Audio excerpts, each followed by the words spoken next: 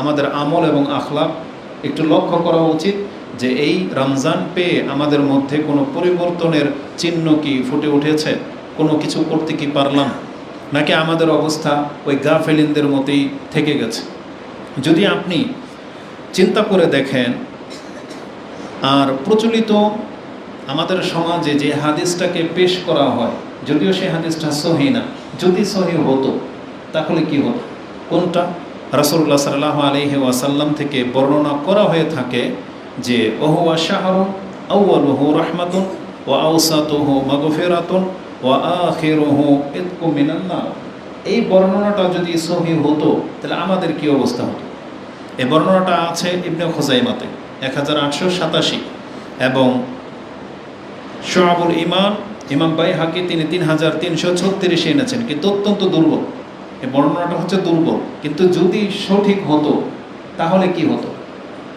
কেন বললাম এই কথাটা?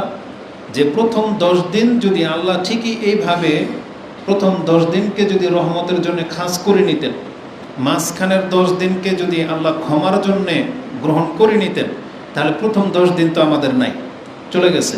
তাহলে আমরা কি রহমত প্রাপ্ত হইতে পারলাম? এটা হচ্ছে খুব কঠিন ব্যাপার। ক্ষমার অর্ধেক দিন চলে গেল, তাহলে আমরা কি ক্ষমা পেলাম? তাহলে আমাদের উপায়টা কি হবে? যে আল্লাহ সুবহানাহু ওয়া তাআলার এটা দয়া যে তিনি 10 দিন করে ভাগ করেননি, বরং পুরো রমজান মাসের শেষ দিন পর্যন্ত সেই সুযোগটা রেখেছেন, যে একদিন বাকি থাকতে যদি কোনো ব্যক্তি তওবা করে ফিরে আসতে পারে সেই কামিয়াব, সেই রহমত প্রাপ্ত হয়ে যাবে, সেই ক্ষমার মর্যাদা হাসিল করে নিতে পারবে। বরং রাসূলুল্লাহ সাল্লাল্লাহু আলাইহি ওয়াসাল্লাম বলেছেন যে রমজান মাসের কল্যাণ তো কদরের রাত্রে আছে, যে কদর সম্পর্কে একটু পরে আসবে। তা আমরা আমাদের মুসল্লিদেরকে এবং আমাদের মুসলিম ভাই বোনদেরকে আমরা এটা স্মরণ করিয়ে দিতে চাই যে রমজান কিন্তু আমাদের কাছ থেকে ধীরে ধীরে বিদায় নিচ্ছে। এখন আমরা এই রহমত প্রাপ্ত হওয়ার জন্য কে কি করলাম এটা একটু দেখা দরকার, যে বিগত দিনগুলো থেকে আজকে আমাদের মাঝে কি এমন বর্ধিত করেছি যেটা গত মাসে ছিল না, এই মাসে হয়েছে। কোরআন সম্পর্কে, দান সম্পর্কে, আখলাক, অন্যান্য ইবাদত সম্পর্কে, নফল সালাত সম্পর্কে আমাদের কার মাঝে কতটা ইজাফা হয়েছে এটা একটু দেখা দরকার এবং গুরুত্বের সাথে নেওয়া দরকার। কারণ এই রমজান এইবার চলে গেলে কিন্তু এটা আবার ঘাটতি পুরা করার জন্য কিন্তু বিকল্প কোনো পথ আল্লাহ রাখিনি। এজন্য এই রমজানটাকে, এই বাকি দিনগুলোকে গুরুত্বের সাথে নেওয়াটা আমাদের জন্য অত্যন্ত জরুরি। রাসূলুল্লাহ সাল্লাল্লাহু আলাইহি ওয়াসাল্লাম শুধু ফজিলতি বর্ণনা করেননি। যে হাদিসটা আমরা খুতবার শুরুতেই পাঠ করলাম, এই হাদিস আপনি ছোটবেলা থেকে শুনে আসতেছেন, এটা সবাই জানি, কিন্তু এই হাদিসের মধ্যে একটা বদদোয়া আছে। এইটা কয়েকজনে লক্ষ্য করেছেন? এই জন্য আজকে আবার সেই কথাটাকে আপনাকে রিপিট করিয়ে দিলাম, যেটা এমন একটা হাদিস যে হাদিসের শব্দগুলো খুব কঠিন। হাদিসটা অনেক বর্ণনা এসছে। মুসনাদে আবি আলাতে যেমনটা বললাম 5922, ইবনে হিব্বানে 409, মুসনাদে বাজ্জারে এসেছে 4277, তিরমিজিতে এসেছে হাদিসটি 3545, আহমদে এসেছে 7451, এইভাবে একাধিক কিতাবে আছে। সুনানুল কুবরা লিল বাইহাকিতেও রয়েছে। এর ভাষাগুলো কি? আবু হুরায়রা রাদিয়াল্লাহু তাআলা আনহু তিনি বলেন যে রাসূলুল্লাহ সাল্লাল্লাহু আলাইহি ওয়াসাল্লাম তিনি মিম্বরে চাপলেন, 3 কদম ওঠার পরে 3 বারই তিনি আমিন বললেন। যদিও বর্তমানের এই মিম্বরগুলো সুন্নাহ মোতাবিক না, কারণ হাদিসের বর্ণনা অনুযায়ী বোঝা যায় রাসূল সাল্লাল্লাহু আলাইহি ওয়াসাল্লাম 3 ধাপ উপরে ওঠার পরে একবার বললেন আমিন, আরেক ধাপ উঠলেন আমিন, আরেক ধাপ উপরে উঠলেন আমিন। আমরা মাত্র 1 ধাপ উঠছি, তাই না? তার মানে 3 ধাপ এখানে দাঁড়াতে ধরেন, আরও উপরে হয়তো, তারপরে গিয়ে ওখানে বসতেন।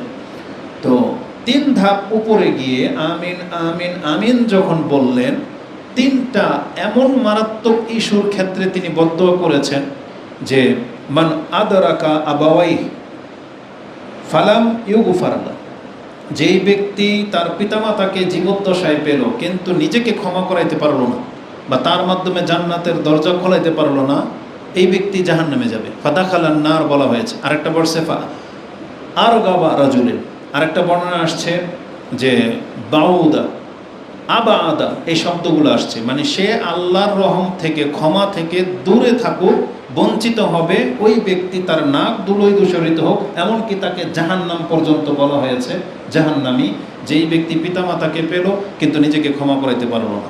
বা যেই ব্যক্তি রাসূল ইসলামের নাম শুনলো কিন্তু তার উপরে দুরূদ পড়লো না, এইভাবে ধমক দেওয়া হয়েছে। আর তৃতীয় বাক্যটাই হচ্ছে আজকে আমাদের আলোচ্য বিষয়, যে 3 বার যখন রাসূলুল্লাহ সাল্লাল্লাহু আলাইহি ওয়াসাল্লাম আমিন বললেন, তখন তিনি কেন বললেন?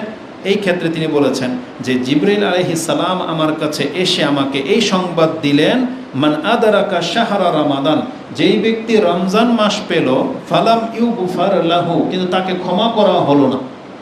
এই ব্যক্তি নিয়ে আলোচনা। বৃষ্টি হচ্ছে বাহিরে, মুষলধারে বৃষ্টি, আমাদের সবার গায়ে ময়লা, অনেকেই সেই বৃষ্টির মৌসুমটা পেয়েছে। কিছু মানুষ এই পানি পেয়ে নিজের ময়লাগুলো ধুয়ে নিল, মুষলধারে বৃষ্টিতে গোসল করে নিল, তার ময়লাগুলো ধুয়ে নিল, আর বাকিরা চেয়ে চেয়ে শুধু বৃষ্টির তামসা দেখলো, ময়লা নিয়েই থেকে গেল। তা আমাদের অবস্থাটা হচ্ছে এরকম, যে রমজান মাস চলতেছে কিন্তু আমরা আমাদের পাপ নিয়ে বসে আছি, অথচ রমজান মাস দেখতে দেখতে আজকে অর্ধেক রমজান চলে গেল। এটা খুবই সেন্সিটিভ ব্যাপার। তো এই জন্য এই জিনিসটাকে খুব গুরুত্বের সাথে নিতে হবে, যে মান আদরাকা শাহরা রমাদান, যে ব্যক্তি রমজান মাস পেল, ফালাম ইউগফার লাহ, আর তাকে ক্ষমা করা হইল না, এটা খুব মারাত্মক ব্যাপার। তার মানে সে ক্ষমার রাস্তায় ধরে নেই।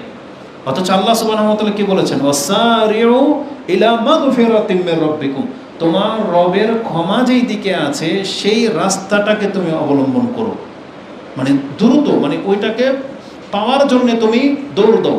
আরেক বর্ণনা, এটা তো রয়েছে সূরা আলী ইমরান আর সূরা হাদীদের মধ্যে রয়েছে সাবিকু, তোমরা প্রতিযোগিতা করো। মানে এই দৌড়টা হবে এমন, তার মানে 2 সূরার 2টা শব্দের মধ্যে আপনাকে 2 ধরনের ব্যক্তির দিকে ইঙ্গিত করা হয়েছে। এমনি হলে যদি বলা হয় দৌড় দৌ তাড়াতাড়ি আসো, তাহলে এই দৌড়ের গতিটা ওই রকম হয় না যখন প্রতিযোগিতামূলক দৌড় দেওয়া হয়। কারণ প্রতিযোগিতামূলক দৌড়টা কিন্তু জীবনের সর্বোচ্চ প্রচেষ্টাটা থাকে যে আমি জিতবো। আর এমনি সাধারণ দৌড় আছে যাই পাবো, কিন্তু আল্লাহ সুবহানাহু ওয়া তাআলা বলেছেন সাবিকু, তার মানে এই দৌড়টা হবে প্রতিযোগিতামূলক দৌড়, যে ক্ষমাটা তো ওখানে আছে, কে ধরতে পারে সেই ক্ষমা পেয়ে যাবে। এই রকমের একটা প্রচেষ্টা নিয়ে আল্লাহর দিকে ধাবিত হইতে বলা হয়েছিল। কিন্তু আমরা রমজান মাস পেয়ে আমাদের গুনাহ খাতার সম্পর্কে তেমন কোনো প্রক্ষেপ করছি না, এটা হচ্ছে আমাদের ব্যর্থতা। তখন এর রেজাল্ট সম্পর্কে কি বলা হয়েছে? ফালাম ইউগফার লাহু ফাদাখালান নার, এই ব্যক্তিটা জাহান্নামে যাবে। তখন রাসূলকে বলা হয়েছে কুল, আপনি বলেন আমিন। তার মানে এটা একটা বদদোয়া, এবং আপনি আল্লাহর কাছে কবুল জন্য পারমিশন চান যে আল্লাহ আপনি এটা কবুল করেন।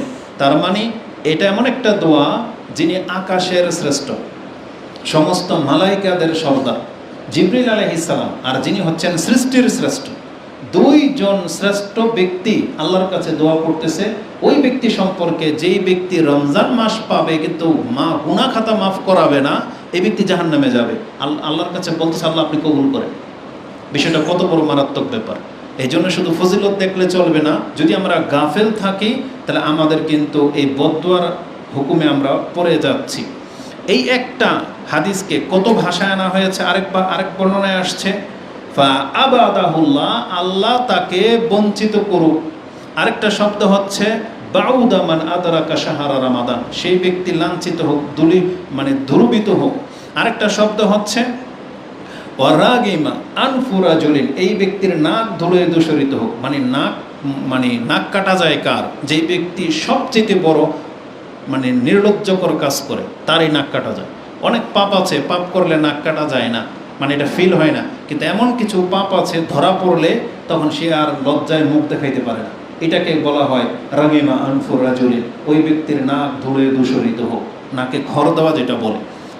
যদিও আমাদের জানি না এটা সিস্টেমটা ইসলামিক কিনা, এটা ইসলাম সাপোর্ট করে কিনা। আর্মিরা অনেক সময় কাউকে রাস্তায় আমি দেখেছি ধরতে পারলে ওকে উপর করে নাক দিয়ে ঘষা দেওয়ায়, যে নাক লাগা জমিনে, নাক লাগিয়ে অনেকখানি হ্যাঁচড়াইতে বলে ওকে। তো এটাকে লাঞ্ছিত হওয়া বলে। কিন্তু এই জাতি তো এটা বোঝে না যে আমার নাক লাগায় আমি যদি হ্যাঁচড়াই এটা অপমান বোধ মনে করে না, ও আর মজা পায়, মনে হয় এটা কি আর শাস্তি দিল। কিন্তু ও বোঝে না একটা সম্মানিত ব্যক্তির নাক জমিনের মধ্যে খড় দেওয়া এটা কত বড় লাঞ্ছিত ব্যাপার, এটা এই বোঝে না। কেন? তো সম্মানই নেই। এটা সম্মানিতরা বোঝে, যদি অসম্মানের কোনো ঘটনা ঘটে যায় তখন তারা সম্মানে কেমন আঘাত লাগে এটা সম্মানিত ব্যক্তি বুঝতে পারে। কিন্তু যারা সম্মানই নেই ওর কাছে সব কিছু নির্লজ্জকর ব্যাপার। কারণ একটা রাসূল কি বলেছেন, যার লজ্জা নাই ওর দ্বারা সব কিছু করা সম্ভব।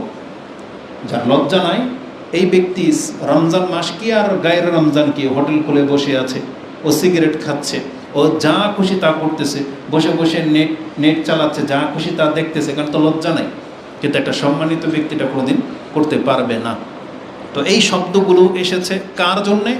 যেই ব্যক্তি দাখালা আলাইহি শাহরু রমাদান, যার কাছে রমজান মাস আসলো, সুম্মান সালাখা, আবার রমজান চলে গেল, কাবলা আই গুফারালা, অথচ তাকে ক্ষমা করাই হয়নি, মানে ক্ষমার আগেই রমজান পার হয়ে চলে গেছে। তাহলে এই ব্যক্তি দুলোয় দূষরিত হবে। এটা ইমাম তিরমিজি রাহিমাহুল্লাহর ভাষ্য, যেটা আপনি 3545 হাদিস নাম্বারে পেয়ে যাবেন। তো যারা সিয়াম রেখে বা না রেখে নিজের পাপকে মাফ করাতে পারতেছে না, তাহলে এটা হচ্ছে তাদের উদাসীনতার কারণে, এবং এর জন্য সে লাঞ্ছিত হবে। এজন্য আল্লাহ যেন আমাদেরকে তাদের অন্তর্ভুক্ত না করেন। আমরা যেন আমাদের এই সিয়াম কিয়ামের মাধ্যমে আমরা যেন আমাদের পাপকে মাফ করাতে পারি। আল্লাহ তুমি আমাদেরকে তৌফিক দান করো।